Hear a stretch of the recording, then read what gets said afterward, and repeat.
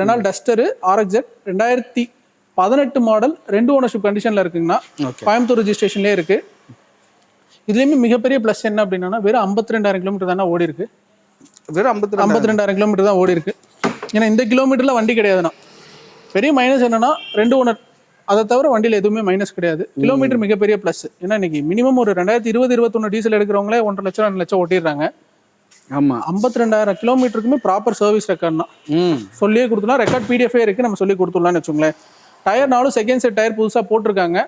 Insurance லைவ்ல இருக்குன்னா வண்டியில் ஆக்சிடென்ட் ரீப்ளேஸ்மெண்ட்ன்றது எதுவும் கிடையாது. வண்டி ரொம்ப தெளிவாக இருக்குன்னு வச்சுக்கோங்களேன். கலர் இது அந்த மாதிரி கலர்னா செம்ம சூப்பரான கலர். ஓகே, இன்னைக்கு ஒரு டயர் எடுத்து போட்டாங்கனாலே 8,000 8,500 ஒரு 4 டயர் புதுசாக போட்டிருக்காங்க. ஃபுல் ஆப்ஷன் வண்டி, அலாய்வில் வந்துடும், ABS வந்துடும், இன்டீரியர் சீட் கவர்ஸ் போட்டிருக்காங்க, கம்பெனி ஆடியோ சிஸ்டம் வந்துடும், ஸ்டேரிங் கண்ட்ரோல்ஸ் வந்துடும், 2 சாவிலேருந்து எல்லாமே அப்படியே இருக்குன்னு வச்சுக்கோங்களேன். நான் வண்டிக்கு இந்த வண்டிக்கு நம்ம கேட்கக்கூடிய ப்ரைஸ் மைலேஜ் பொறுத்து மட்டும் பார்த்தீங்கன்னா ஒரு 20 to 20 சாலிடாக கிடைக்கும். லாங் 21 வரைக்குமே கிடைக்கும்னு வச்சுக்கோங்களேன். இந்த வண்டிக்கு ரொம்ப சேலஞ்சிங்கான ப்ரைஸ் தானே கேட்க போகிறோம்.